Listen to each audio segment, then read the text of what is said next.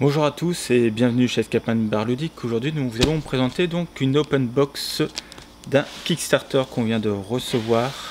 Donc un jeu qui est de Awaken Realms. Alors je sais pas si vous savez ce que c'est.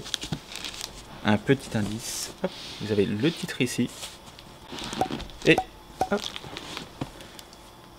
le petit logo là. Alors je sais pas si vous avez suivi cette campagne. Le jeu doit sortir prochainement en France, distribué par les boutiques sur la version classique. Et nous avons pledgé donc sur la version Kickstarter. Si vous avez également reçu le jeu, alors quelle version vous avez pris? Est-ce que vous avez pris juste la base ou est-ce que vous avez pris toutes les extensions? Donc nous on a reçu la toute première vague, on a pris un all-in, voilà. Donc dedans, hop, donc on va retourner la boîte, hop. Nous avons donc hop, le petit livret surprise, la boîte surprise.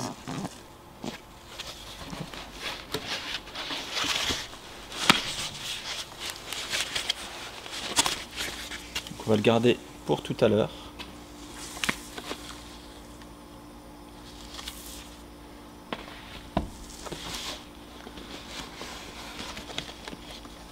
Donc on a reçu cette boîte.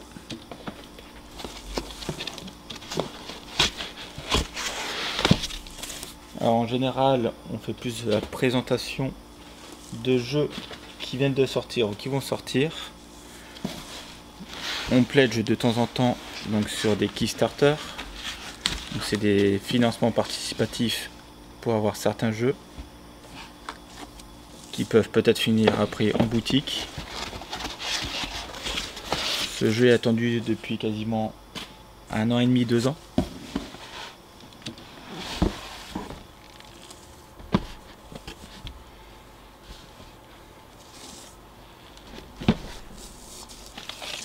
Donc ça a pris du retard, hop, avec le confinement.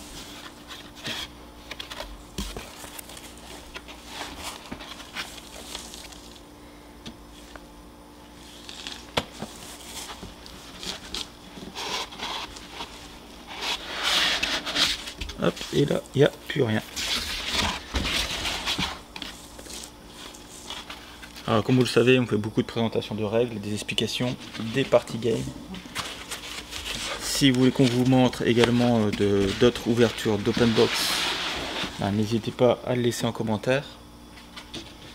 Si vous voulez rien rater, n'oubliez pas, vous pouvez donc vous abonner. Vous pouvez également laisser un petit pouce bleu, ça nous fait plaisir. Et appuyer sur la cloche pour avoir les notifications des sorties. Alors, hop, donc on a dans ce petit livret.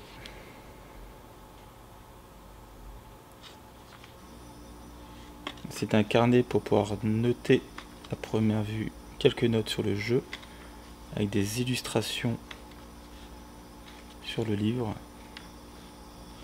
qui est vraiment pas mal.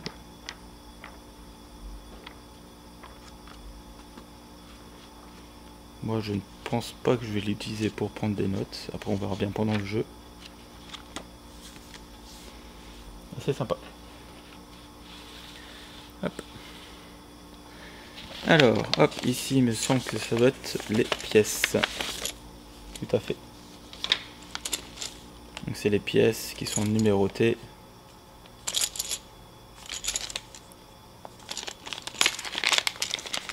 Hop. On laisse voir.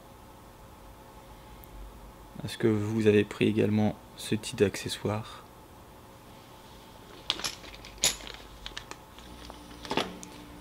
Je pense qu'on va bientôt tourner également une vidéo de party game sur ce jeu pour vous présenter un peu les règles et voir ce qui vaut réellement et ce qu'il y a dans le ventre. Hop, on va zoomer un tout petit peu ça, hop, voilà.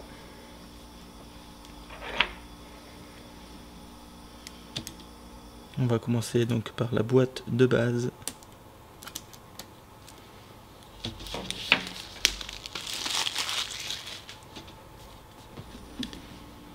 Donc on voit que c'est un jeu pour 1 à 4 joueurs à partir de 14 ans, qu'il y a 15 chapitres et chacun fait à peu près entre 2 et 3 heures. Donc on peut jouer immédiatement et il y a un système de sauvegarde rapide. Alors c'est un jeu qui peut ressembler à 7e continent. C'est un jeu narratif. Hop. Alors, nous avons donc, commençons ici. Alors moi j'ai vu quelques vidéos, j'ai regardé des vidéos d'autres personnes. Vous avez donc une espèce d'introduction qui vous permet justement de jouer directement et d'apprendre les règles en même temps. Je vous le montre si vous voulez faire une petite pause, si vous le désirez, libre. Hop.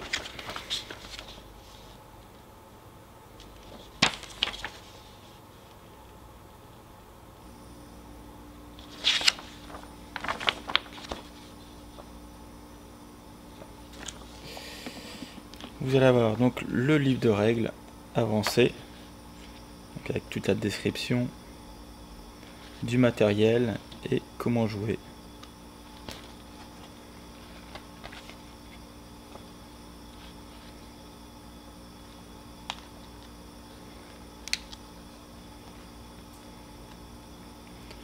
Donc là on voit que les règles sont quand même beaucoup plus conséquentes que cette version là. Donc à voir s'il y a des petits changements ou vraiment ils ont réussi à condenser le principal à l'intérieur. Donc c'est un jeu également où vous allez avoir votre personnage qui vous pourra donc évoluer et avancer dans l'aventure et gagner de l'expérience. C'est le côté qui me plaisait pas trop, alors sachant que j'ai vraiment bien aimé le jeu 7e continent où il n'y avait pas forcément d'évolution de personnages, on gagnait les mêmes stats. Je pense que peut-être le système d'expérience d'évolution du personnage peut être vraiment sympa.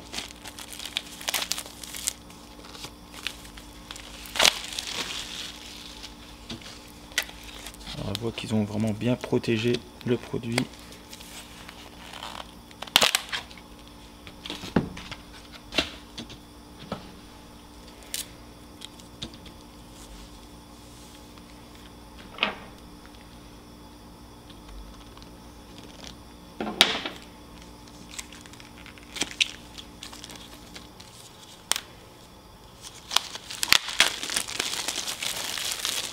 Est-ce que vous avez déjà commencé à jouer au jeu, si vous l'avez reçu? Quelles sont vos impressions? Qu'est-ce que vous aimez, qu'est-ce que vous aimez pas? N'hésitez pas à laisser un petit commentaire. Donc là c'est le mode quête justement qui vous permet de vous référencer à des pages pour l'aventure. Donc on va pas regarder, ça servira pendant le jeu. Donc là ici vous avez le système de sauvegarde qui vous permettra donc de sauvegarder vos personnages, l'expérience et à première vue les hauts faits pour pouvoir lire et continuer certaines aventures un peu sur le système de Gloomhaven.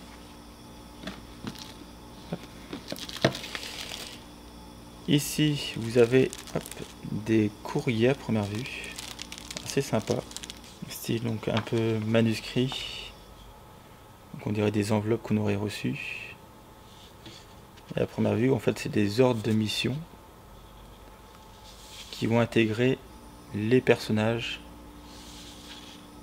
à première vue dans l'aventure, donc une espèce de petite pliure comme si c'était une enveloppe qu'on aurait reçue. Assez sympa, assez immersif. Là vous avez à première vue une carte, donc certainement peut-être pour se repérer dans l'aventure, savoir où vous commencez, donc à voir. Peut-être à mettre aussi avec une enveloppe si vous voulez faire une espèce de roleplay et préparer le jeu pour votre équipe. Donc là on avait un petit sachet pour l'humidité, pour le transport.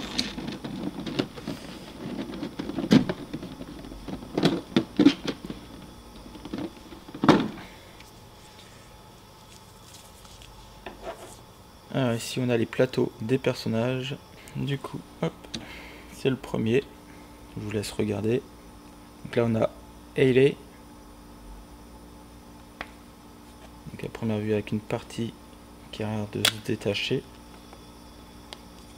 et qui permet de voir ses stats au démarrage. Plutôt bien fait. Alors voir si justement que ça se retire. Est-ce que c'est modulable? Est-ce qu'on pourrait avoir des améliorations pendant le jeu? Béor, pareil, je vous montre hop, sur notre face. Si vous voulez lire, n'hésitez pas à mettre pause comme d'habitude.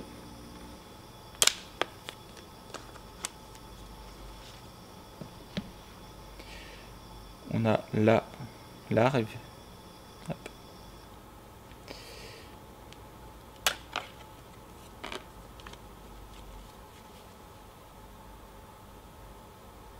Et la première vue, c'est la mise en place pour pouvoir mettre. Et on a Arève.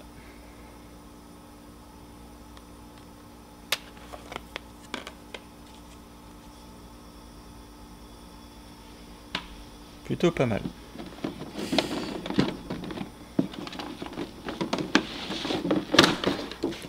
Hop.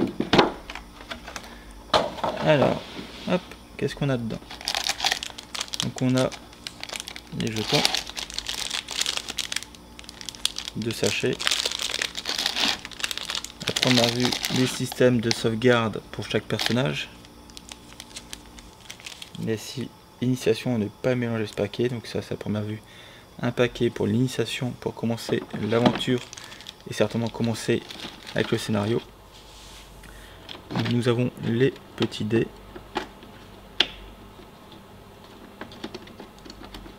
qui veulent pas venir. Hop, voilà.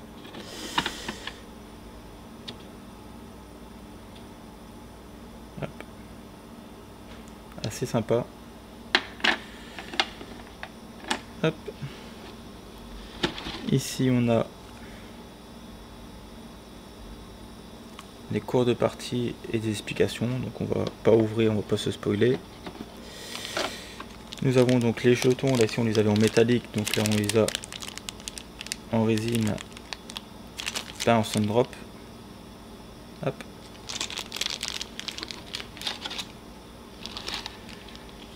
Nous avons donc les petits marqueurs de santé à première vue. Des petits compteurs, donc là je ne sais pas encore à quoi ça sert. Des sachets supplémentaires.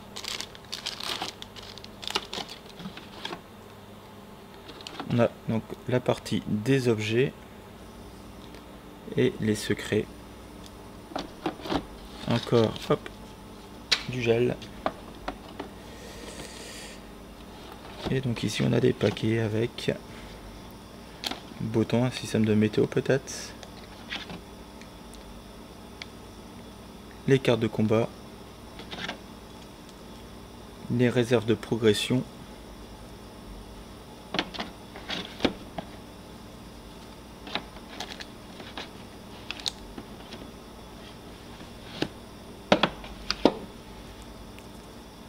Les diplomaties.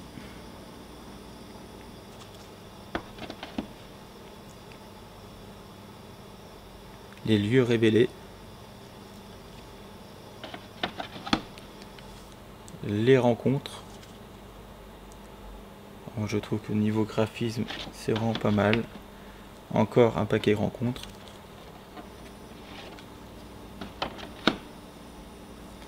Et vous devenez fou à première vue.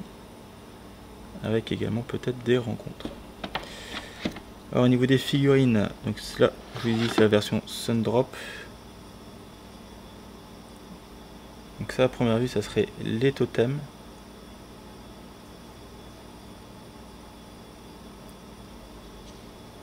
Donc il y en a 3. 3 différents.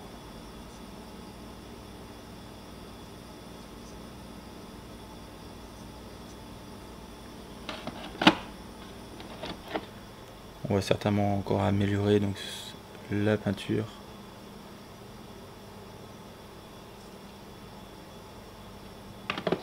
Et ça fait déjà pas mal.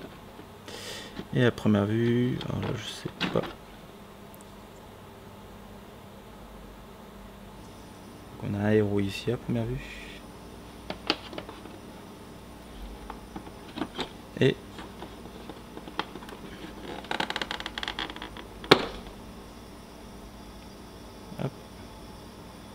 des héros. Là c'est le forgeron.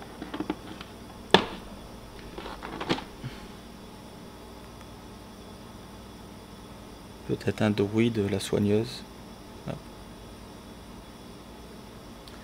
Vraiment sympa et on voit qu'elle a la qualité. Le paysan en première vue.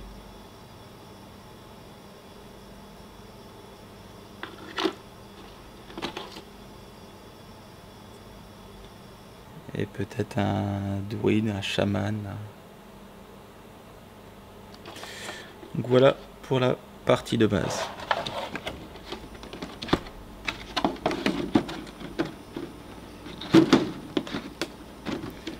Donc pour éviter de me faire spoil, je vais pas ouvrir les cartes.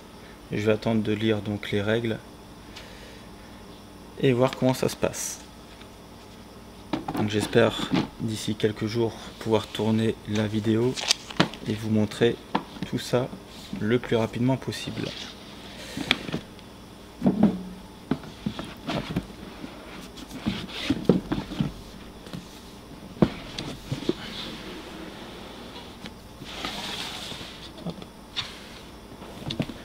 Donc là ici on a les monstres d'Avalon qui était l'une des extensions.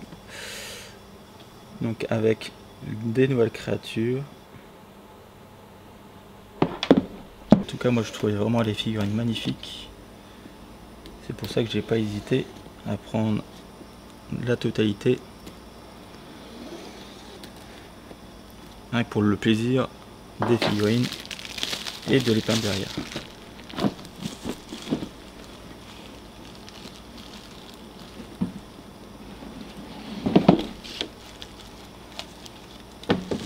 Alors,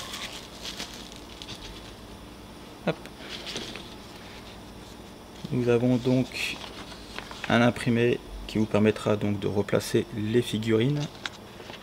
Ça peut être pratique.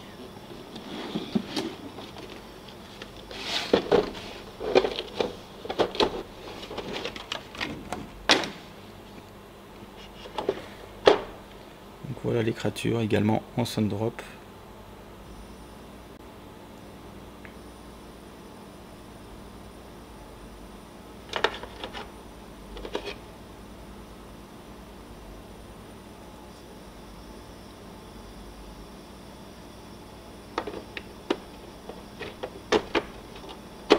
Sont vraiment superbes.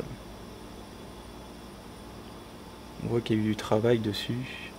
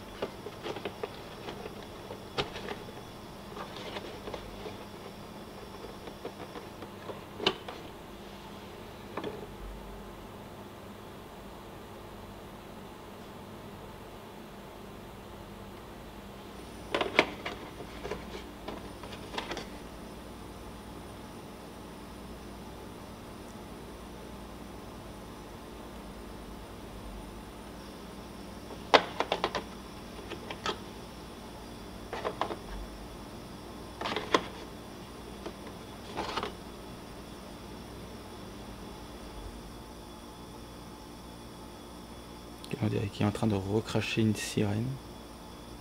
Ou c'est une sirène.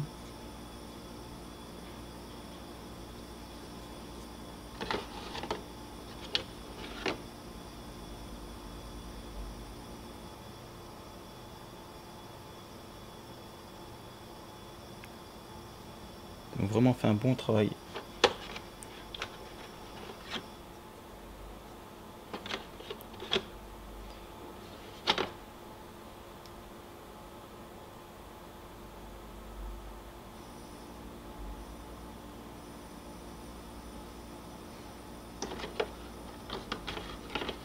Ça va être assez sympa.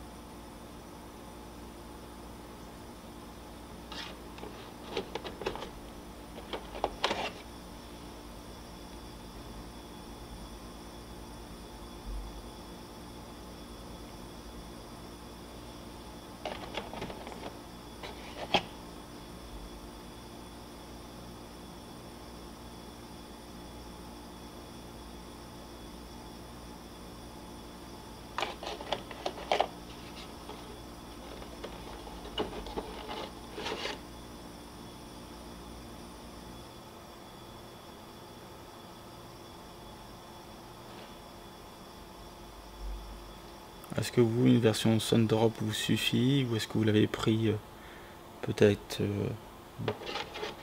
en base et que vous voulez vraiment peindre la totalité, ou est-ce que vous le faites vous-même?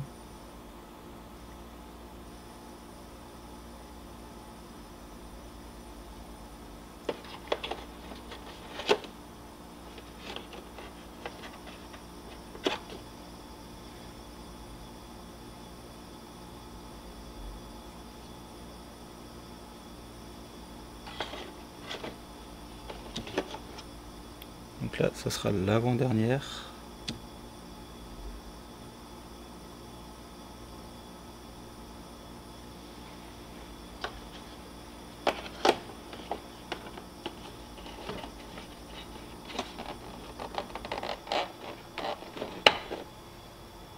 Hop.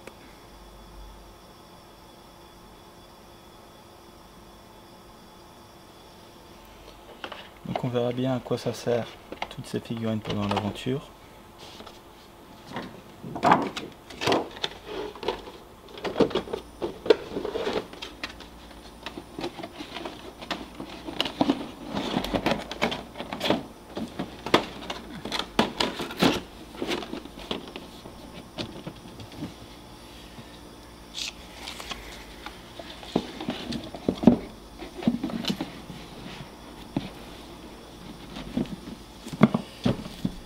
Alors, Premium Board Game Sleeved. Alors, qu'est-ce qu'il y a dedans? Donc on a toutes les sleeves pour pouvoir protéger la totalité du jeu. Moi je préfère protéger au maximum les jeux. On sait jamais.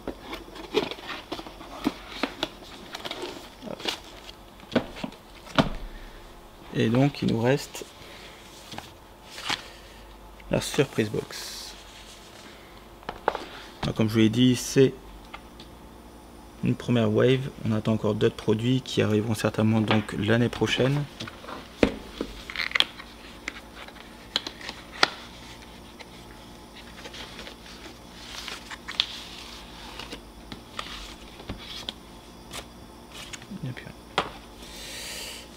Alors, on a une petite enveloppe cachetée avec un autocollant.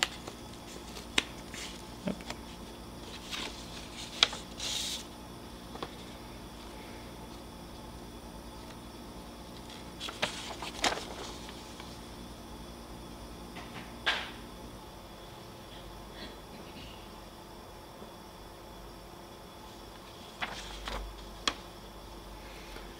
Donc à première vue, donc il nous remercie d'avoir donc acheté et participé à leur jeu. Donc ils offrent également un artbook en plus qui va présenter leur futur jeu. Alors là, oh, ça c'est un peu dommage, on a le livret qui a été abîmé. Donc là, si vous avez un petit livret qui raconte un peu l'histoire d'Avalon, histoire de vous mettre en ambiance pour le jeu et de connaître un peu la mythologie et qu'est-ce qui s'est passé, je pense.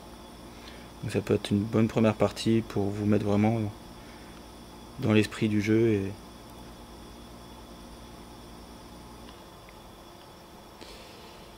avec le type de monstre que vous pouvez rencontrer.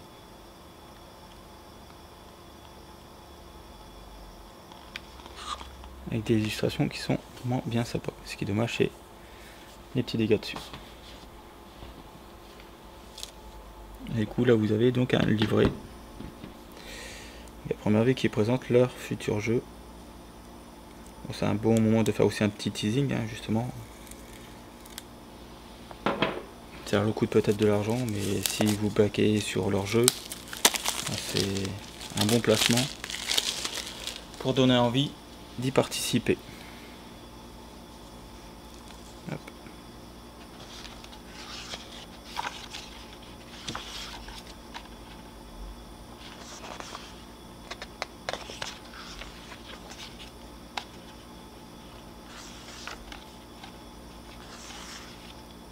On a vu un jeu dans le futur. sur la conquête de planètes.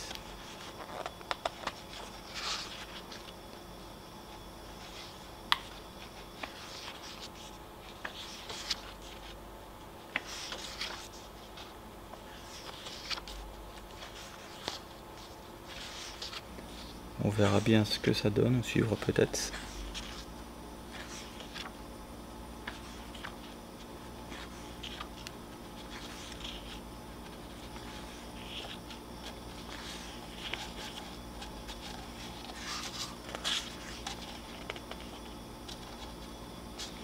Voilà. Bon, en tout cas, moi je vais étudier les règles. Je vais essayer donc la première partie d'introduction ce week-end si j'ai le temps. Et je vous montrerai ça donc en vidéo. J'espère que l'openbox vous a plu. Si vous aimez ce type d'expérience, n'hésitez pas à me le laisser en commentaire. Et si c'est le cas, si on reçoit ce type de produit là, on vous fera de prochaines vidéos. Je vous dis à tout à l'heure sûrement, le temps que moi je lise les règles. Ça sera pas aujourd'hui, mais au montage, on se retrouvera dans quelques instants. Merci. Rebonjour à tous, donc maintenant nous allons passer donc à un tutoriel pour pouvoir vous expliquer les règles. Alors, choisissez un personnage, donc là ici pour le tutoriel, il vous demande de prendre Béor. Prenez donc sa figurine et son plateau. Vous avez donc le paquet de cartes combat de Béor et les cartes diplomatie de Béor. Alors comment vous pouvez les reconnaître? Vous avez donc ici la couleur bleue qui correspond à la couleur bleue du plateau de Béor et savoir les 15 premières cartes du jeu, parce que vous allez avoir 15 cartes combat et 15 cartes diplomatie. Vous avez ici le petit étendard qui indique c'est la carte de base. Après il y aura des cartes d'amélioration, mais ça on verra ça plus tard dans le jeu. Il n'y aura pas cette explication dans le tuto, on verra ça en toute fin de partie. Pareil pour diplomatie, vous avez également la couleur bleue et le petit étendard. La partie combat utilise donc la partie gauche du tableau, c'est-à-dire l'agression, le courage et le pragmatisme. Pour la partie diplomatie, vous allez plus utiliser donc la partie empathie, prudence et spiritualité.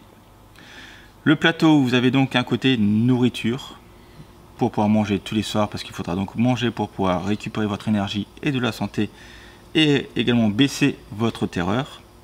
Vous allez avoir la partie richesse, donc qui est votre ressource, la partie réputation, donc c'est-à-dire vos connaissances et votre gloire dans la ville, la partie expérience qui vous permettra donc d'améliorer votre personnage, et la partie magie qui pourra donc utiliser les combos magie des personnages. Le plateau, vous avez donc ici la partie énergie, donc qui est donc l'énergie que vous allez utiliser, la partie santé qui est votre point de vie, et la partie terreur qui est donc votre folie, donc votre santé mentale. Pour l'installation, hop, vous prenez le plateau et vous retournez. Hop, ici vous avez l'installation du personnage, donc la mise en place de Béor, une petite histoire sur Béor.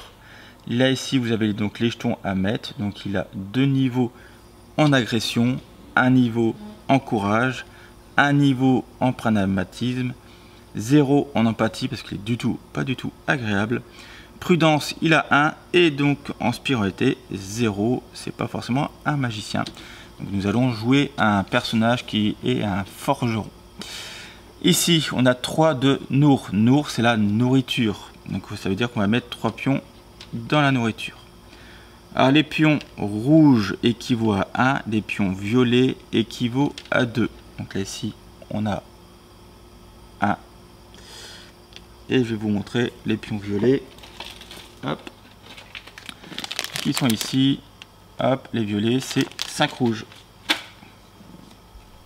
Et on commence avec 1 de richesse. Donc on met 1 en richesse. Du coup, je mets ici mes 2 en agression. 1 en courage.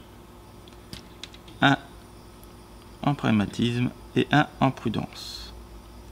Donc on arrive ici pour l'installation sur un plateau comme celui-ci. Alors maintenant, vous pouvez donc retourner votre personnage et remettre sur son côté capacité. Alors, comme on peut voir ici, Béor, c'est un artisan. Donc ici, pour 4 d'énergie, il pourra donc piocher 3 cartes et fabriquer donc un objet. Et sinon, Béor, quand il devient fatigué, il prendra 1 de blessure. Pour finir l'installation, vous avez donc ici le petit jeton qui est la barre de santé maximum. Alors, ici vous avez un petit icône, je vais vous montrer ça, hop. C'est les points de repère pour les débuts de partie. Ça veut dire que vous devez mettre l'icône de santé à ce niveau-là, les barres vers le haut. Alors, si vous voulez jouer en mode difficile, hop, on retourne, ça vous fait des cases en moins et vous perdez donc de l'énergie. Donc là, on joue en mode normal, hop, on met au-dessus. Pareil pour l'énergie, il y a le petit symbole, donc on met un cube sur 6 en énergie et un cube à 0 en terreur. Okay. Donc on a 8 en point de vie. Et là, vous avez donc l'installation complète de votre personnage. Et vous pourrez donc faire de même si vous désirez jouer avec plusieurs personnages en même temps ou jouer à plusieurs avec les autres personnages qui sont là. Ils n'ont pas tous les mêmes stats. Il y en a qui sont beaucoup plus forts en attaque, en discussion, en magie. Voilà, ils sont vraiment tous différents. Donc à vous de faire de choix. À première vue, l'aventure est plus facile avec certains personnages. Ça, je vous le laisse totalement découvrir par vous-même. Du coup, les 15 cartes combat, les 15 cartes diplomatie. Pendant l'aventure, vous pouvez donc récupérer des nouvelles cartes par rapport à votre personnage en combat ou en diplomatie. Soit vous décidez d'augmenter votre paquet de cartes, c'est-à-dire de passer à plus que 15. Vous pouvez décider également de rester à 15 et du coup vous retirez une carte, mais par contre vous ne devez pas la racheter, elle est vraiment mise de côté. Si à un moment vous vous reposez, vous pouvez donc recréer votre paquet suivant les circonstances. Vous allez avoir un jeton temps qui est ici, qui vous indique justement quand vous pourrez faire des actions ou des événements qui vont s'effectuer le tour suivant. Des jetons quête, donc c'est pour donner des timers de temps. En fait, par exemple, si vous avez une quête qui peut se réaliser au bout de 3 tours, là vous prenez la petite pièce, on voit pas forcément très bien, il y a des chiffres dessus. Là, si par exemple ici en bas vous avez le 3, vous mettez donc le jeton ici sur le 3, donc ça indique le timer pour la quête, et vous avez 3 tours. Et à chaque fin de jour, on tourne le compteur de 1, et du coup, ça vous donne un indicateur. Vous avez cette pièce-là. Alors, ça sert pour donner des temps avec les chiffres, et ça permet également de faire un pile ou face avec donc la partie Graal ou la partie tête de mort. Donc, c'est le dé le plus simple, il n'y a que 2 côtés. Vous faites un pile ou face et vous appliquez l'effet. Vous avez 3 cartes qui vous aident donc sur la totalité de l'aventure pour éviter de retourner à chaque fois sur le lit de règles. Donc ici c'est le tour d'une journée. Donc première partie, deuxième, troisième, ainsi de suite, et vous suivez les étapes. Ici vous avez donc les résumés des actions que vous pouvez effectuer avec le coût des actions.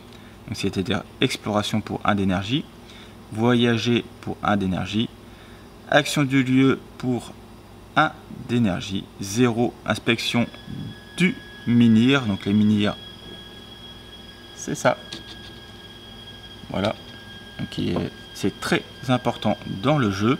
Et après vous avez l'action du personnage ou secret ou objet qui coûte ou passer, qui met fin donc à votre tour. Il faut que tous les joueurs aient passé pour passer une étape suivante dans le jeu. Vous avez donc le résumé de combat. Donc si vous avez une phase où vous rencontrez donc un animal, une créature, un adversaire, c'est les étapes à suivre. On voit ça. Si vous voulez les lire, mettez pause, n'hésitez pas. Là, c'est pour la partie diplomatie. Vous avez ici les symboles, donc sur les cartes que vous pouvez retrouver, les symboles en raccourci, à quoi ça correspond pour la partie combat et diplomatie. Vous avez donc les compétences que vous pouvez retrouver sur certains monstres également.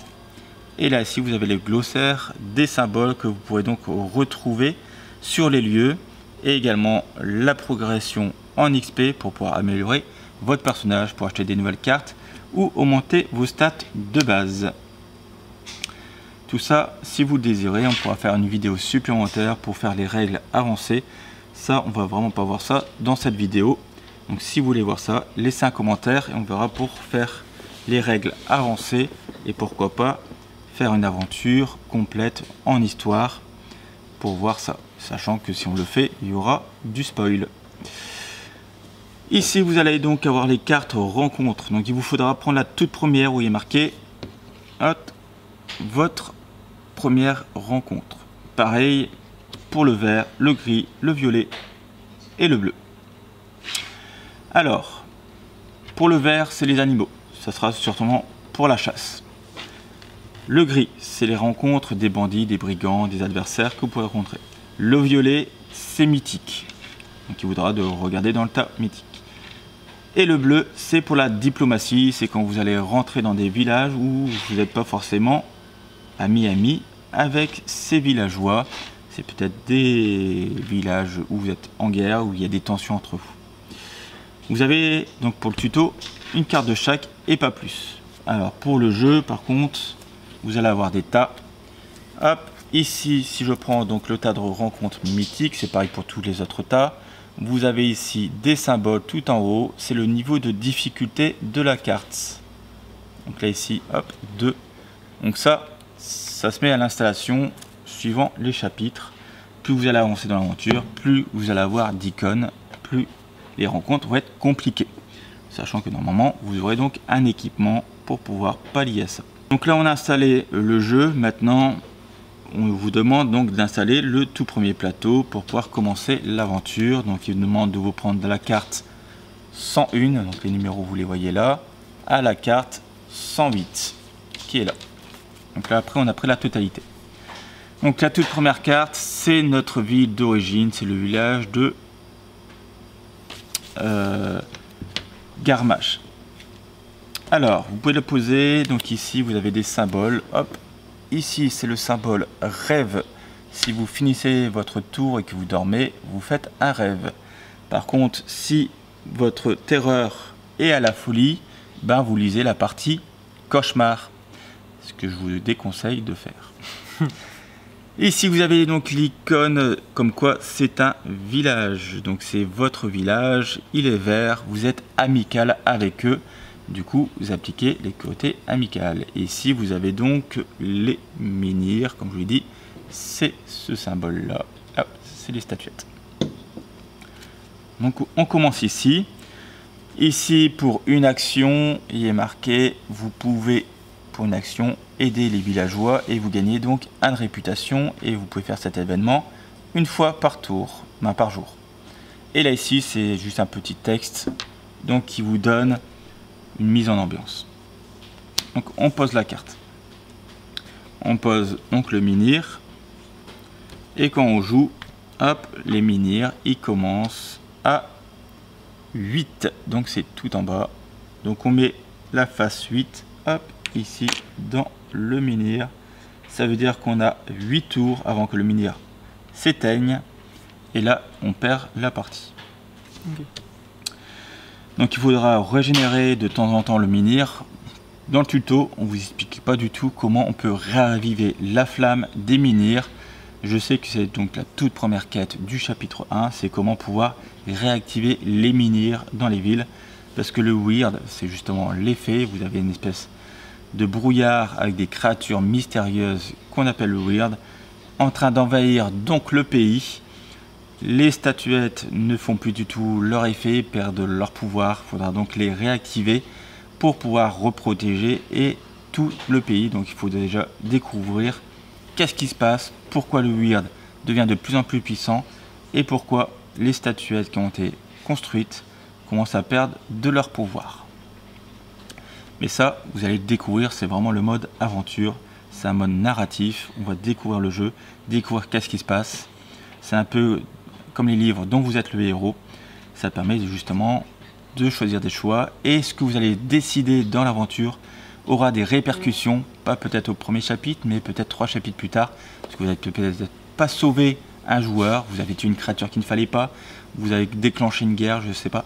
Voilà, vraiment tous vos effets peuvent avoir des conséquences dans le jeu et dans le futur. C'est vraiment le côté super intéressant. Du coup, vous pouvez très bien rejouer au jeu plusieurs fois parce que ce que vous allez décider changera. Après, si vous prenez toujours les mêmes choix, il n'y aura pas forcément des fins alternatives. Voilà. Donc maintenant, vous pouvez, donc ça, nous on va le retirer. Hop, ça fera de la place. Posez donc les cartes qui sont adjacentes. Donc ici, on aura le 103. Hop. Le 102 qui sera en haut, le 104 qui sera ici, et le 105 qui est là. Alors, pourquoi on fait ça? Parce que en fait, quand vous avez un menhir, le menhir éclaire toutes les cases qui sont autour. Et par contre, votre personnage ne voit que dans la direction nord, sud, est, ouest. Il ne voit pas en diagonale. Si je me déplace ici, ça éclaire là, donc on pourra directement mettre le lieu qui se trouve ici. Là, il n'y a pas de lieu connecté, donc on ne le verra pas. Si je suis ici, je verrai le lieu qui est là et le lieu qui est là. Si je mets ici, je vois le lieu qui est là et là. Par contre, le menhir n'éclaire pas plus loin, donc je ne vois pas le lieu qui sera tout en haut. Donc là, ça sera vraiment de l'exploration à l'aveugle. Vous ne savez pas vraiment où vous allez atterrir dans l'aventure. Donc là, ici, on a la foire des guerriers. Pour 4 d'action, on aura une épreuve de combat, on perd 1 de santé, on gagne 1 point d'expérience, on peut le faire une fois par jour. Ici, on a un conclave calciné. Vous avez donc le petit icône éclair, ça veut dire dès que vous arrivez sur la case de cette map, vous effectuez directement l'action qui fera donc une rencontre contre une carte grise. Donc c'est des ennemis, c'est un lieu qui n'est pas vraiment serein. Donc il faudra combattre des ennemis à chaque fois que vous allez sur cette carte. Ici vous avez la lame de mélancolie. Donc pour 1, vous pourrez faire une action de forgeron, vous payez 1 de richesse et vous pêchez une carte artisanat, ce qui vous permet de vous équiper. Vous pouvez avoir plusieurs équipements sur votre personnage, donc vous pouvez avoir très bien plusieurs armes. Par contre, il faudra faire le choix de celle que vous équipez sur vous. Et après, vous avez le bosquet des chasseurs. Donc pour 2 actions, vous pouvez donc trouver de la nourriture. Vous gagnez 2 nourritures automatiquement. Et par contre, vous déclenchez une action rencontre contre un animal qui pourra peut-être vous donner de la nourriture supplémentaire ou un combat ou autre. Donc c'est une carte, un lieu où vous pouvez donc récupérer facilement de la nourriture pour pouvoir survivre dans le jeu. Ici, vous pouvez donc rêver dans ces 4 lieux. Là, ici, on ne peut pas rêver. Donc ça limite. Ici, on pourra donc explorer le lieu. Et ici, vous pouvez donc avoir l'icône du menhir. Maintenant, on est prêt à commencer la partie. Donc, okay. Je laisse Romain lire l'aventure. Donc ici, on a la première partie. Du coup, si on suit les étapes du jeu, donc on commence la partie. On va commencer par l'aube. Alors l'aube. On retire les menhirs expirés et on retire les lieux hors de portée du menhir. Donc si le menhir est à 0, on le retire. Et du coup, on ne voit plus les lieux parce que le menhir ne fait plus son effet. On réduit le cadran du menhir de temps. On retire un pion temps. Alors, petite parenthèse, on est un seul joueur, donc on commence à 8. Si vous jouez à 2 joueurs, vous commencez à 7. 3 joueurs, 6. 4 joueurs, 5. En fait, vous déduisez 1 au nombre de joueurs pour commencer la partie. Donc là, on était à un seul joueur, donc on commence à 8. Le cadran, on le baisse à 7, donc vous tournez et le chiffre indiqué devant est le 7. Donc ça veut dire qu'il ne nous reste plus que 7 tours avant que celui-ci s'éteigne. On passe à l'étape suivante. On révèle la prochaine carte événement. Dans un moment où vous avez une pile événement du chapitre. Et après, vous avez des piles événements secondaires. Ça, vous n'y touchez pas. C'est vraiment quand il y a une carte événement principale qui vous dit de prendre des événements aléatoires et de les mettre au-dessus du paquet. Vous les mettez au-dessus du paquet. C'est un timer. Ça vous donne des quêtes pendant l'aventure. Pour éviter de vous spoiler l'aventure, vous avez donc le petit livret et il vous donne donc un événement aléatoire qui se trouve ici. Je te laisse le lire du coup. Ouais. Donc, l'aube se lève. Béor est prêt à commencer son périple. Effectuez cette première période en suivant l'ordre donné sur la carte référence verte. Donc, comme l'a dit Guillaume, avec le menhir, retirer les menhirs où il n'y a plus justement de temps, réduire le cadran du menhir de 1, et dans une partie standard, vous révéliez une carte événement comme il l'a dit, sauf que là on la donne tout de suite. Donc la quête c'est parler à Aerfir, le forgeron de Quanat. Astuce pour trouver Aerfir, explorer le village de Quanat justement. Il n'y a aucun gardien à déplacer et vous ne possédez aucun objet. Vous pouvez donc sauter ces étapes de l'aube. Alors, du coup, normalement, les étapes suivantes, c'était déplacer un gardien. Donc le gardien, c'est une figurine. Je vais vous la montrer. Hop. Pour le moment, on n'en parle pas du tout. C'est ce personnage-là qui pourra donc protéger et garder les lieux. Hop. Du coup, on n'en a pas, on saute l'étape. Et après, on choisit les objets et secrets actifs. Donc c'est comme je vous l'ai dit, j'ai plusieurs épées, j'ai plusieurs armures. Je choisis laquelle je vais équiper pour ce tour-ci. Et comme ça, on ne peut pas utiliser 2 épées différentes pendant cette journée. Maintenant, on passe donc à la journée, jusqu'à ce que tout le monde ait effectué ses cartes actions. Donc là, j'ai droit à 6 actions. Tout le monde effectue. Il n'y a pas d'ordre. Vous décidez. Je peux très bien jouer tout mon personnage d'un coup, ou je commence un autre personnage continue, je reprends derrière. Vous voyez vraiment à gérer votre temps comme vous le désirez. S'il y a un désaccord, alors il y a une solution. C'est que vous avez un moment des fiches, hop, ici. Hop, je vous montre rapidement. Vous avez les 4 personnages. Au-dessus de ces feuilles, vous avez un numéro. Ça donne l'ordre. Donc si vous avez un désaccord à savoir qui va jouer la première action, vous regardez donc le numéro de votre personnage. Par exemple, Béor, c'est le 4. Donc c'est lui qui jouera toujours en dernier s'il y a un désaccord. Après, s'il y a un désaccord dans votre groupe, c'est dommage. Vive l'esprit. Voilà. Donc vous voyez vraiment comment vous utilisez. Du coup, alors là ici, on nous a conseillé donc de faire l'action exploration. Ouais. Alors normalement, quand vous faites une exploration, il est marqué retournez la carte lieu, lisez le texte au dos et appliquez toutes les nouvelles règles. Ce texte vous renverra souvent au journal d'exploration de ce lieu afin de vous proposer de nouveaux choix. Le journal, c'est le gros bouquin là. Alors, par exemple, ici, on a le lieu 101.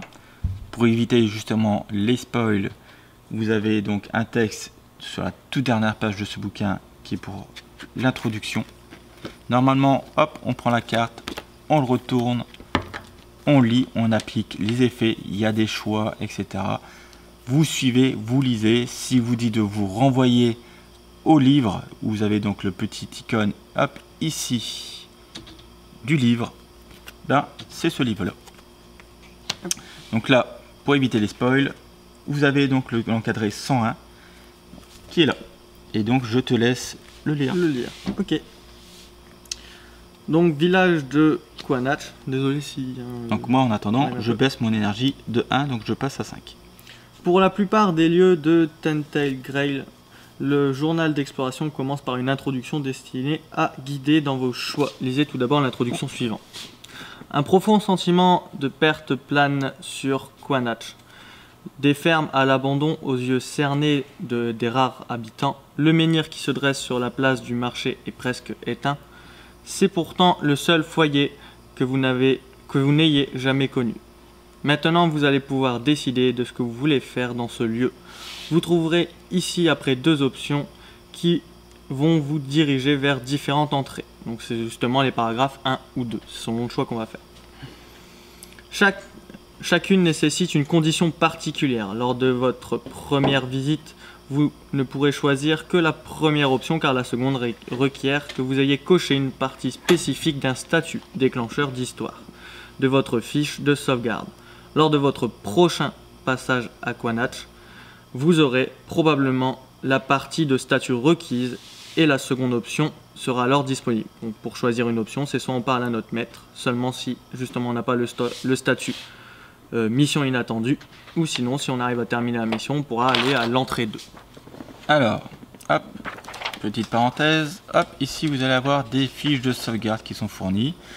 Ça vous permet d'indiquer donc les lieux où vous trouvez, où se trouvent les menhirs. Si vous avez des notes du personnage, d'enregistrer vos points, les pions que vous avez, les nourritures, vos compétences, l'énergie.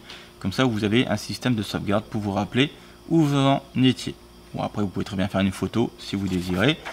Et ici, par contre, ça c'est très intéressant. Vous avez donc les statuts de vos quêtes. Donc, si vous avez peut-être par exemple joué à Gloomhaven ou des jeux dans ce genre, vous avez donc certaines conditions à débloquer pour pouvoir accéder ou pouvoir lire des chapitres différents, effectuer des quêtes différentes.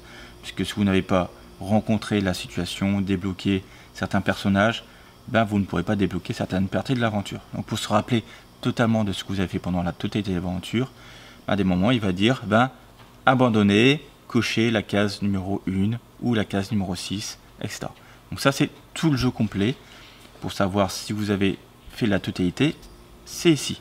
C'est pareil, certains lieux, on appelle des lieux retirés. Il y a des moments où vous allez franchir certains lieux et vont vous dire remplacer la carte 104 par la carte, j'en sais rien, 135 par exemple.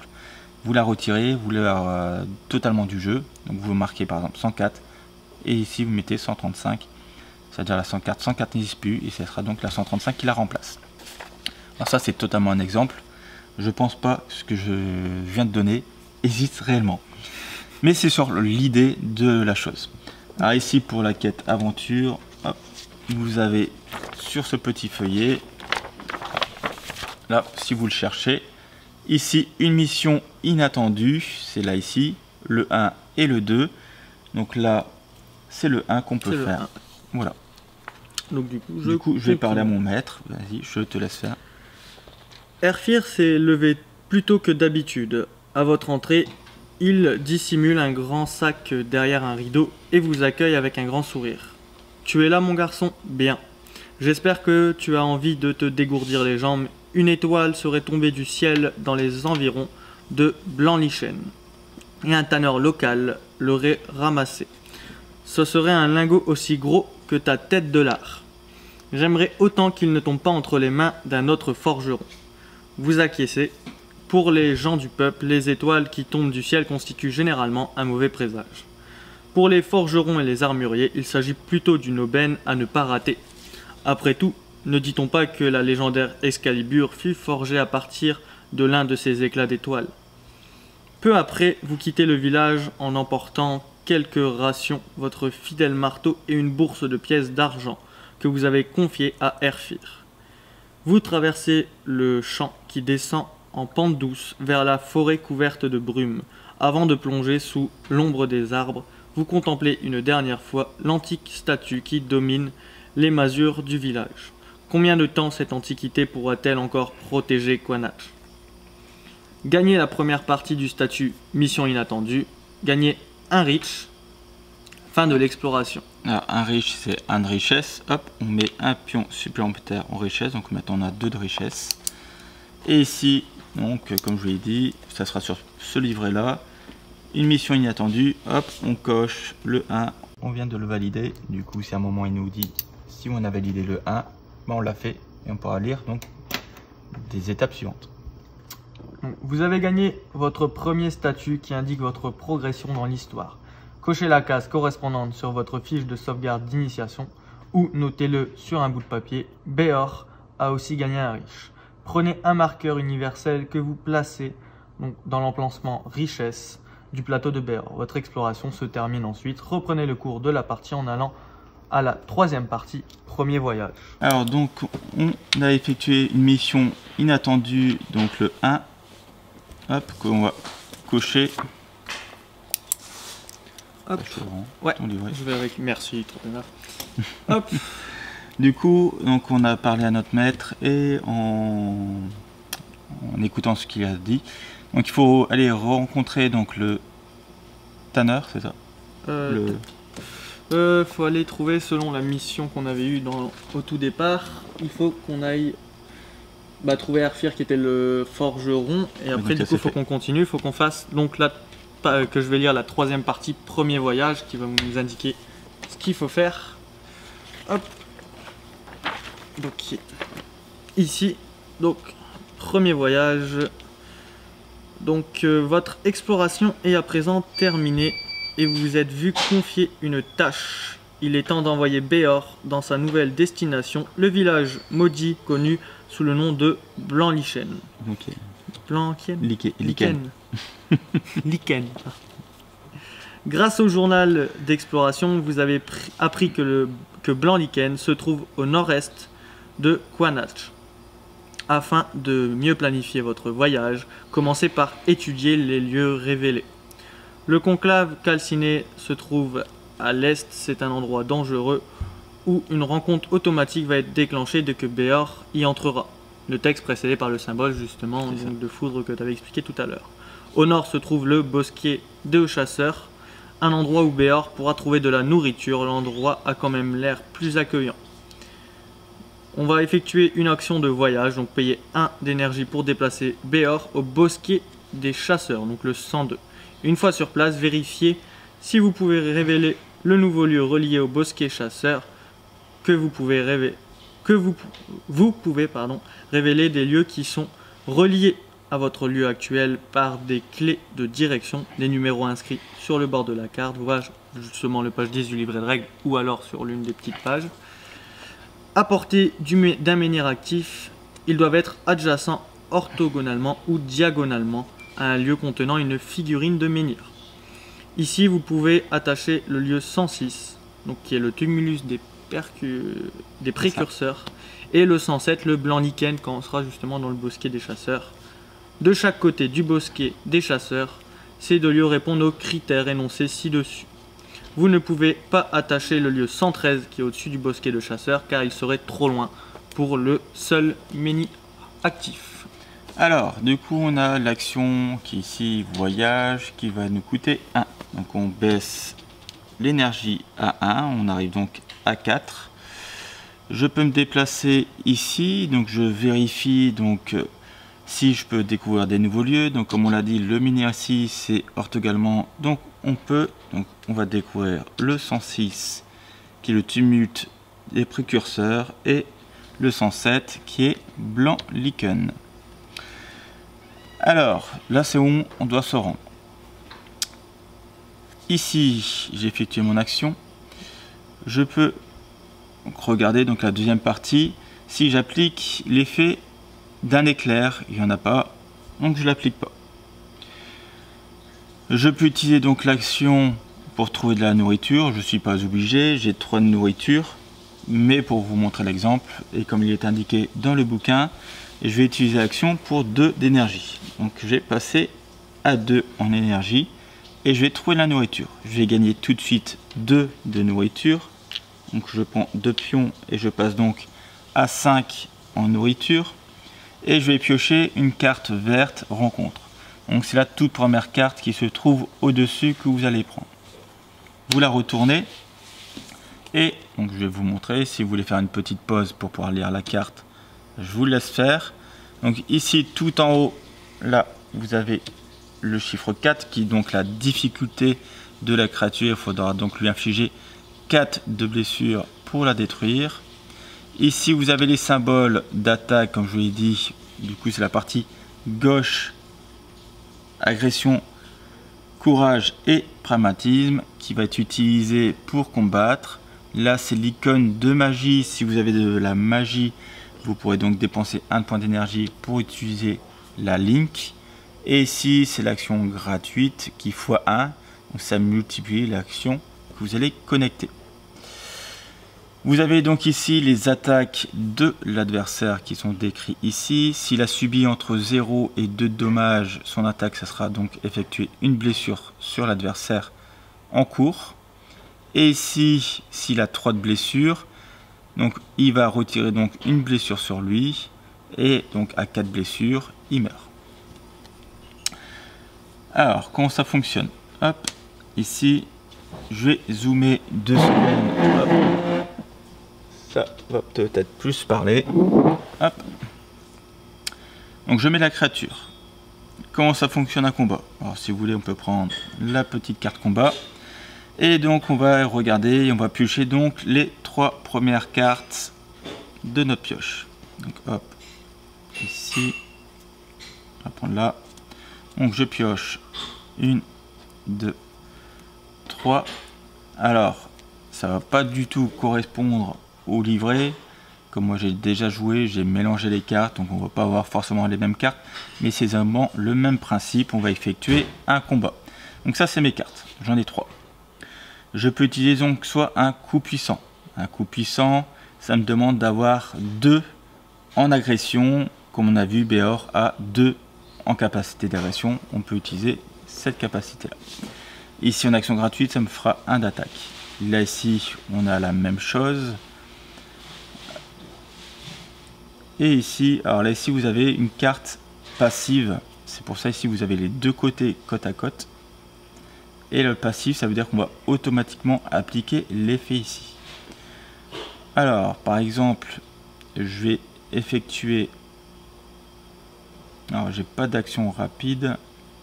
Donc, je ne pourrais effectuer qu'une action. À un moment, vous avez... Ah, si, ici, j'en ai eu. Donc, ça, je pourrais le faire. Donc, je vais faire ça.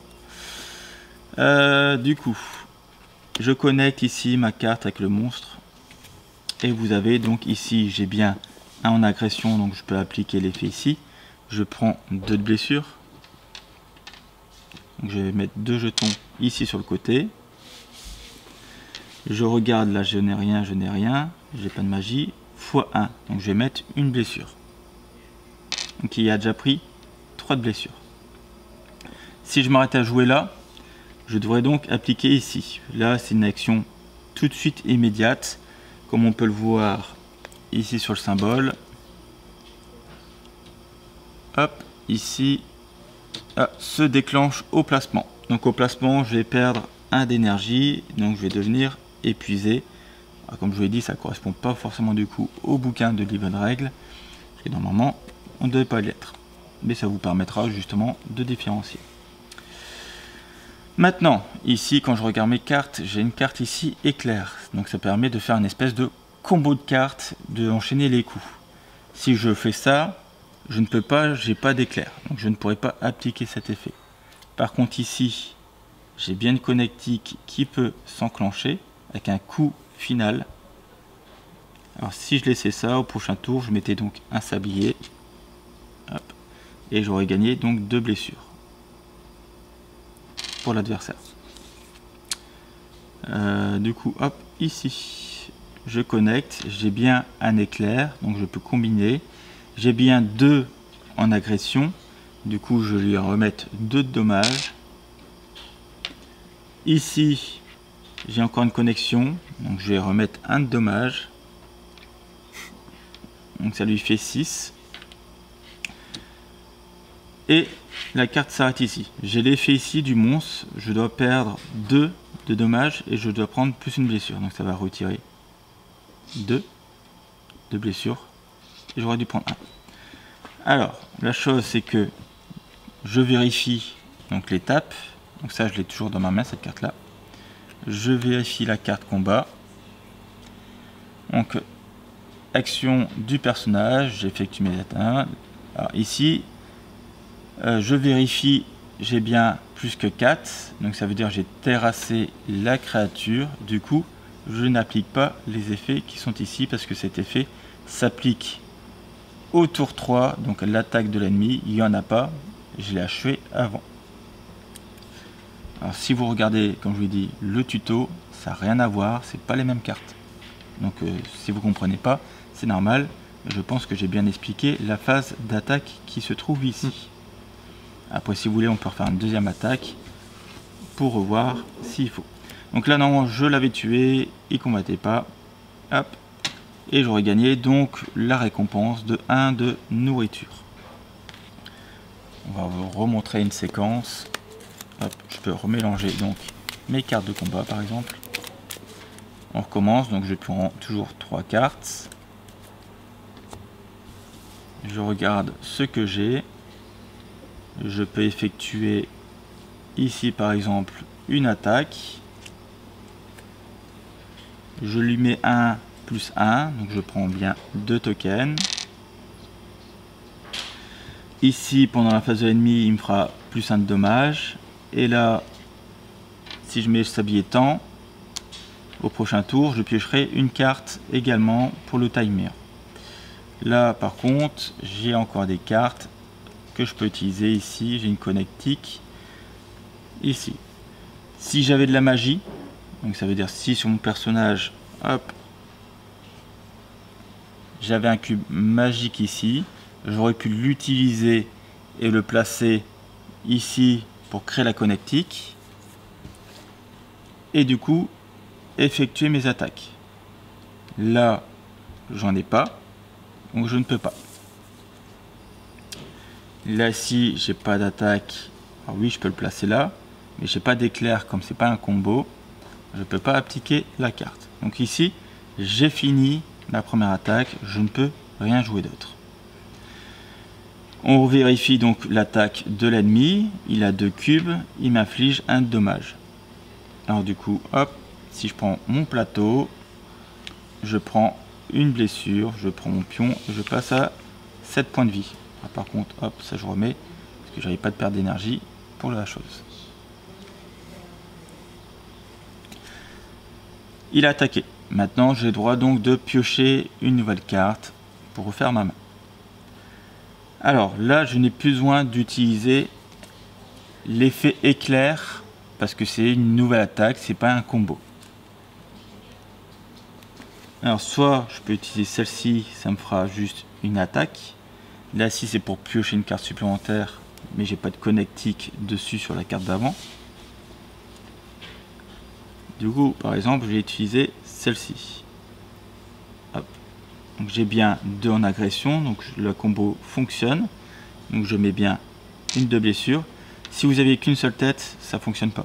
Donc vous oubliez l'icône là et ça fait 0. Et là, si j'ai donc une action gratuite, donc plus 1 en attaque. Là, si l'ennemi me fera plus 1 de dommage, mais je mets un jeton temps. Là, quand je regarde ma carte de ce qui me reste, là j'ai pas de connectique avec un éclair. Là c'est pareil, il me faut de la magie, j'en ai pas, mais de toute façon ça me sert à rien. J'ai bien mes 4 de blessures pour le terrasser. Donc, pareil, on le retire, hop,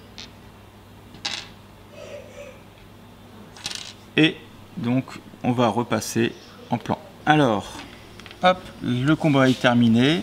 Les cartes combat, vous les remettez, tout ce que vous aviez dans votre main et dans la défausse, vous remélangez votre tas de combat. Hop. Le monstre, donc comme on l'a vu, on gagne donc 1 de nourriture. Donc je suis à 6 en nourriture. Si j'ai plus, il faudra que je commence à prendre les pions violets. La créature que vous avez terrassée, vous la mettez toujours en dessous du paquet.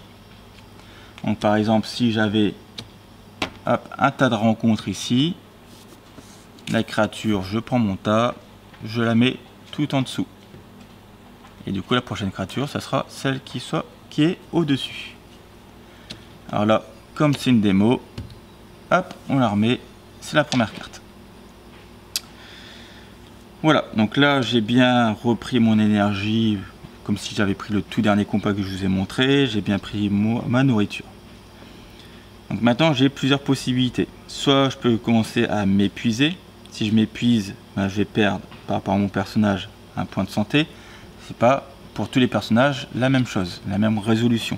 C'est vraiment ce personnage là qui a ça. Mais du coup moi je vais décider de passer mon tour et donc de dormir. Comme ça on rejoint le journal et le tuto. Alors, du coup pour m'endormir, je récupère mon énergie, donc je reviens à 6 qui est le symbole qui indique ici.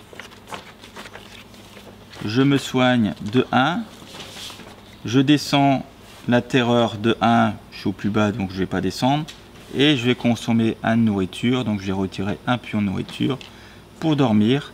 Et maintenant, comme il y a l'icône rêve, on va donc regarder, normalement c'est dans le bouquin, là comme c'est le tuto, c'est la dernière page comme j'ai indiqué, et vous avez toute cette partie ici à lire pour le rêve. Donc, pour le bosquet des chasseurs, le rêve. Dans votre rêve, vous retournez dans le sombre ravin qui se trouve au cœur du bosquet. Comme les autres, vous êtes à la recherche de la petite fille de Quanach. disparue quelques heures plus tôt. Cependant, ce n'est pas sur elle que vous tombez, mais sur un amas ressemblant à un des serpents noirs enchevêtrés qui rampent sur la roche moussue. La masse se dresse sur d'innombrables pattes noires et se jette sur vous. L'espace d'une seconde, vous entrevoyez l'horrible vérité. La chose qui vous attaque évoque un énorme cœur mal formé, encore battant, juché d'une multitude de pattes constituées de veines et d'artères noirâtres. Le monstre ouvre sa large gueule circulaire, dévoilant des rangées de dents de lamproie. L'instant d'après, la créature vous déchire le flanc et tente désespérément de se loger dans votre poitrine. Vous faites appel à toute votre force pour l'arracher à la blessure. Puis, vous la jetez au sol et, pendant que vous la maintenez sur votre pied botté, vous la broyez à coups de marteau. Vous vous réveillez seul dans la forêt tremblant. La blessure vous lance à nouveau. Vous êtes renseigné auprès de la prêtresse herboriste du village. Vous avez essayé de nombreux remèdes, bu des tas de mixtures immondes. Pourtant, la blessure continue à s'infecter et de virer au noir. Vous essayez de vous rendormir, mais vous ne pouvez pas vous empêcher de penser à ce que vous réserve le destin. Une chose semblable à celle qui vous a tué jaillira-t-elle un jour de votre poitrine. Perdez 1 d'énergie et gagnez 1 de terreur. Alors du coup, on s'était régénéré à 6, donc on va commencer le nouveau tour à 5 en énergie. La terreur, on la monte de 1. Donc là maintenant, je vais effectuer donc la nouvelle action. On a récupéré l'énergie, on pourra donc avancer. Si on était épuisé, en fait, on gagnait que 4 d'énergie. Donc par exemple, si j'étais à 1, j'aurais commencé à 5. Si j'étais à 0, j'aurais commencé à 4 en énergie. Je vais finir de le lire d'abord, il reste un petit paragraphe. Ah ok, vas-y. Il ne faut pas l'oublier. Hein. Ce rêve prophétique a fait perdre justement 1 à Béor et lui fait gagner 1 point de terreur. Déplacez ces marqueurs correspondants comme indiqué. Reprenez le cours de la partie. Dans le cas présent, allez à la 8e partie, l'aube du second jour, justement. C'est ça. Donc on recommence un nouveau tour. On tire normalement une nouvelle carte événement. Donc on va tourner le cadran du menhir. Donc on va passer à 6. Et on lit la carte événement suivante qui est justement indiquée pour la partie d'intro. Harassez que vous lancez dans la dernière étape de votre périple. Astuce. Certaines cartes événements contiennent de nouvelles règles. Contentez-vous de les appliquer quand vous les rencontrez. Voilà. C'est juste ça. Alors des moments, ça peut être des avantages ou des désavantages. C'est vraiment à vous d'en voir dans le jeu. Alors, moi j'ai maintenant 5 d'énergie. Alors, petite parenthèse également, quand vous avez votre santé qui descend, vous ne pouvez pas avoir plus d'énergie que de votre santé. Et c'est pareil pour la folie. Donc si elle monte dans la zone folie en rouge, au lieu de lire le rêve, comme je l'avais dit, vous lisez le cauchemar. Alors maintenant, je peux effectuer une action pour aller à Blanc-Lichen, ce qui est notre mission. Donc je paye 1 d'énergie, je passe à 4 et je vais à Blanc-Lichen. À Blanc-Lichen, vous avez donc un effet éclair, donc qui fait piocher une rencontre bleue quand vous arrivez sur ce lieu. Hop. Donc ici, on a un garde suspicieux. Alors, on voit que les cartes sont différentes et les icônes sont différents parce que maintenant on va passer sur la diplomatie. Du coup, c'est l'empathie, la prudence et la spiritualité. Alors, vous pouvez faire pause sur la carte comme je l'ai indiqué. On va rezoomer comme tout à l'heure. Comme ça, ça vous permet de voir plus correctement les symboles. Donc maintenant, on va prendre le tas diplomatie. Hop, ici. Et du coup, vous avez le même feuille de raccourci pour la diplomatie. Vous pouvez faire une pause si vous voulez lire. Hop, je retire mes doigts, ça sera mieux. Voilà. Alors, comment ça fonctionne? C'est pareil, on va piocher 3 cartes. Alors par contre, si vous jouez comme pour le combat à 4, ça sera que 2 cartes par joueur. Donc là, j'en prends 3. Pareil, ça sera pas forcément comme le tuto. J'ai également joué, donc les cartes ont été mélangées. Alors ici, il nous explique que vous allez commencer avec le cube rouge sur la zone grise. Si vous arrivez sur la dernière case rouge, vous avez perdu donc la diplomatie. Et du coup, vous avez expliqué l'échec. Si vous avez réussi, vous arrivez donc sur la dernière case verte et vous appliquez donc la récompense. Alors, quand vous allez avoir ce symbole-là, vous allez gagner donc 1 pour pouvoir persuader la personne en fait. Par contre, quand vous allez avoir donc la partie attaque ennemie, vous allez perdre 1. Donc en fait, votre compteur va monter et descendre. Et vous devez donc le monter au maximum. C'est le même principe qu'à combat. Nous on regarde, donc on n'a pas d'empathie, on n'a que de la prudence. Alors du coup, il faut essayer de créer des combinaisons avec la prudence qui est l'icône du milieu. Alors là dans ma main, j'en ai pas. Ici, si j'en ai, je vous dis n'importe quoi, j'ai un de prudence. Donc j'ai joué celle-ci. En première, j'ai ma connexion. Je remplis donc l'icône prudence 1. J'ai le symbole, je gagne 1 en prudence. Donc je passe sur la première zone verte. Là ici, j'ai rien, donc j'applique rien du tout. Ici, j'ai un x2, donc je peux essayer de jouer une carte qui permettrait de gagner 2 fois le bonus si j'y arrive. Là par contre, ici, je peux mettre un petit jeton temps. Voilà. Qui va dire qu'au prochain tour, je peux piocher une carte. Alors, quand je regarde ici, j'ai pas de combinaison. Là, ici, j'en ai une. Alors, par contre, celle-ci, je pourrais très bien l'appliquer tout de suite. Du coup, je retire le jeton temps parce que je recouvre la carte. J'ai bien une action éclair. Alors, x2, ça ne fait rien. Mais ici, j'ai encore 1 de réputation, donc je gagne 1. Là, quand la carte arrive, je gagne 2 charges. Donc, je vais mettre 2 charges ici, sur la carte. Et du coup, vous avez une action passive. Si vous voulez continuer le combo, il faudra donc aller ici. Et le combo, il me faut de la magie. J'ai toujours pas de magie sur mon personnage. Alors, je peux payer une charge pour annuler une baisse. Je peux payer 2 charges et 2 d'énergie pour terminer cette rencontre sans récompense ni échec. Okay. Donc si je peux payer 1, j'annule une baisse, je paye 2, j'annule la rencontre et je ne gagne pas de récompense et ni d'échec. Donc là pour le moment, je vais laisser tel quel. Et je continue. Du coup, c'est la réponse de l'adversaire. Je résolve la réponse sur la carte rencontre qui correspond au palier en cours. Du coup, je suis dans le vert. Et ça va faire baisser de 1. Hop. Et je peux piocher donc maintenant une nouvelle carte. Alors pour éviter de baisser de 1, par contre, excusez-moi, je vais perdre une charge. Comme ça, ça me permet de continuer à discuter. Là ici, j'ai plus besoin de regarder la partie éclair. Mais c'est la magie. Et là c'est pareil, ça me donne pas grand chose. Donc là ici, je peux perdre 1 en réputation pour monter de 1 pour chacun de vos points d'attaque. Et là ici c'est la même carte, donc c'est cette carte là que je vais jouer. Alors c'est immédiat. Si je veux, je peux perdre 1 en réputation, donc je vais perdre, j'ai pas de réputation, je vais pas perdre de réputation. C'est dommage. Ah oui, alors c'est une exception dans la règle, comme il est marqué.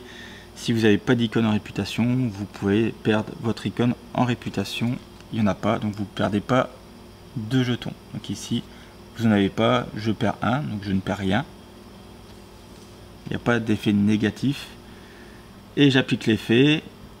Donc j'ai 2 en agression, je vais gagner 2. Hop, donc j'ai passé là. Je remplis donc tout de suite la quête. Donc je prends mes cartes diplomatie, je peux les remélanger et j'applique donc l'effet de récompense. Je gagne 1 en réputation.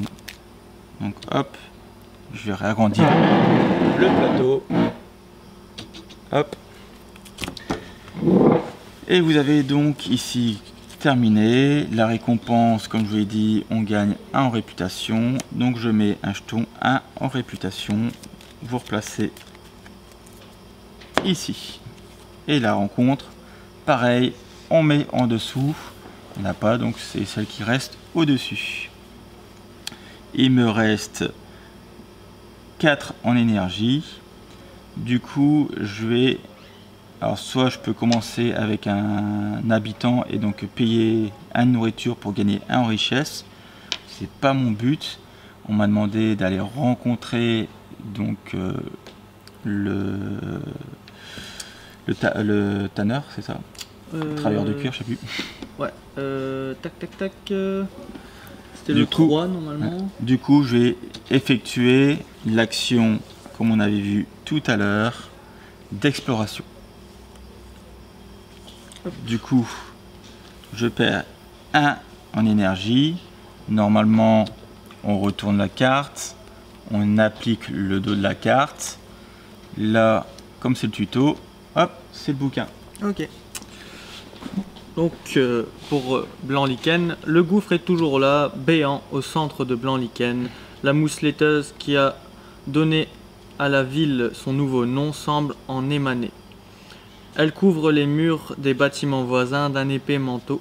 En vous approchant, vous vous rendez compte qu'il s'agit en fait d'une couche de minuscules cristaux opalescents semblables à des cristaux de sel marin accrochés au pied d'un ponton.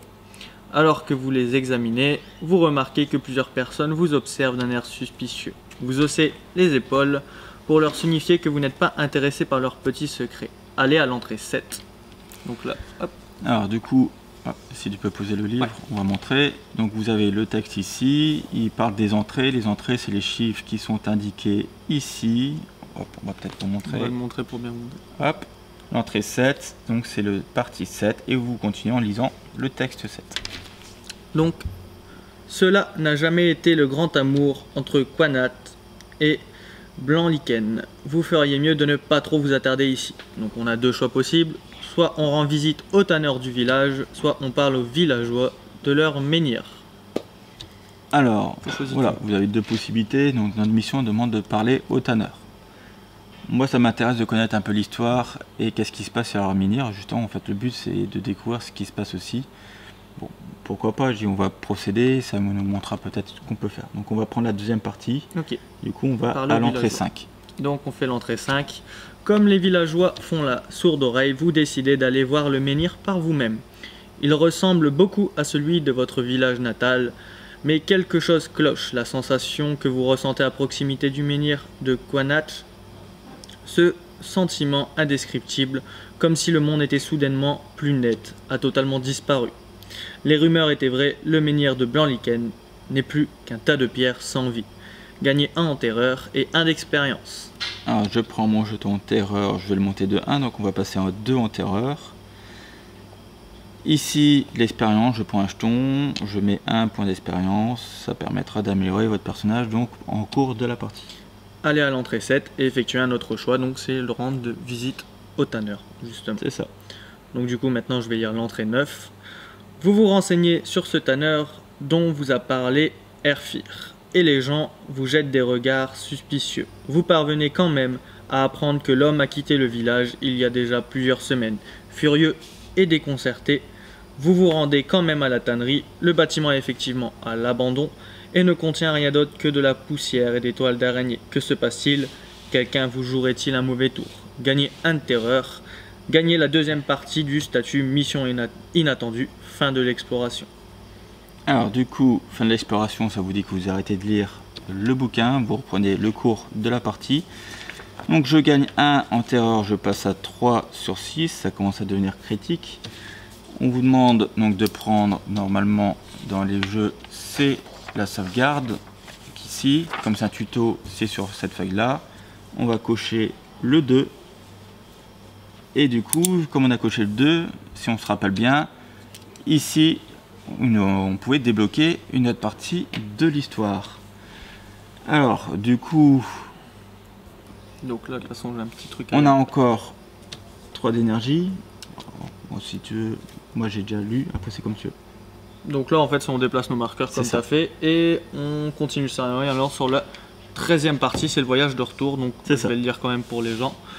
Vous devez rentrer à Quanat le plus vite possible, voyager jusqu'au bosquet des chasseurs où vous vous trouviez précédemment, effectuer une action de voyage, vous payez 1 d'énergie et déplacez Béor jusqu'au lieu 102. Comme la veille, il ne reste plus que 2 à Béor, mais cette fois-ci, Béor tient à accélérer le pas, quitte à s'épuiser. Effectuez donc un autre voyage, payez 1 et rendez-vous au lieu 101. Donc c'est le village. Alors, du coup, voilà, je suis ici, je peux dépenser 1 d'énergie, donc je passe à 2. À 2, hop, je viens ici. Maintenant, comme on l'a dit, on est pressé, on a bien envie de voir ce qui se passe, donc je repaye 1 d'énergie. J'ai donc la blessure purulente de Béor, comme on l'a vu dans son rêve, il s'est fait attaquer.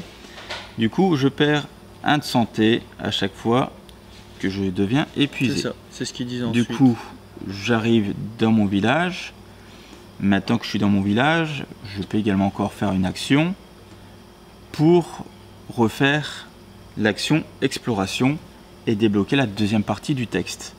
Donc je réutilise 1 d'énergie, je suis à 0, je pourrais plus du tout utiliser d'énergie. Au prochain jour, normalement, je peux gagner que 4, donc je commencerai à 4 au lieu de 6 en énergie. Comme je me suis encore épuisé, je repère encore 1 de santé, je passe à 6 points de vie. Et du coup, on reprend le livre et on peut donc, comme on a effectué et vérifié sur le livret de sauvegarde, on a bien 2 cases cochées pour une mission d'inattendu, ce qui nous permet de débloquer la deuxième partie du texte. Donc l'entrée 2. C'est ça. Donc c'est parti, je vais lire l'entrée 2. Épuisé et blessé, vous rentrez à Quanach.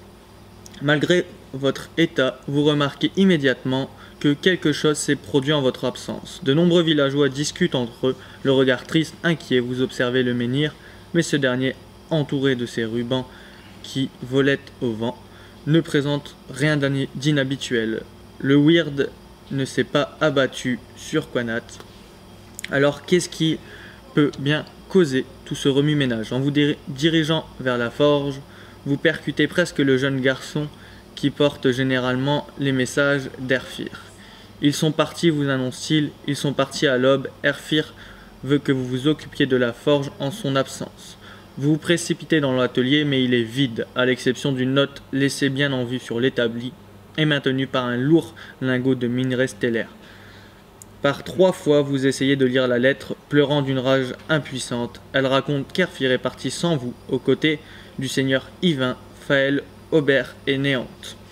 Ils partent pour Camelot, où ils espèrent trouver de l'aide pour le village. Vous avez été jugé trop faible pour entreprendre ce voyage, pas assez expérimenté. Grâce à la colère qui bout en vous, vous ne ressentez plus ni fatigue, ni la douleur. Vous quittez la forge, vous tournez votre regard vers l'est, quelque part dans cette direction, arpentant les dangereux sentiers au cœur des nuages de Weird. Voyagent les champions de Quanach. Vous savez que vous êtes capable de les retrouver. Chaque membre du groupe gagne 1 de terreur. Félicitations, vous avez terminé le scénario d'initiation. Vous trouverez la lettre d'Erfir dans la boîte de jeu. Elle vous servira d'introduction au premier chapitre de la campagne, la chute d'Avalon. Bienvenue dans l'univers sinistre de Taintail Grail. Alors du coup, ici on a la terreur onde 1. Donc on a fini donc la partie tuto. Du coup, vous pourrez commencer le mode aventure classique. Vous avez donc les lettres, comme je l'ai indiqué, qui vous expliquent l'histoire de chaque personnage et pourquoi vous êtes dans cette situation-là. Et il vous donne donc une quête à réaliser.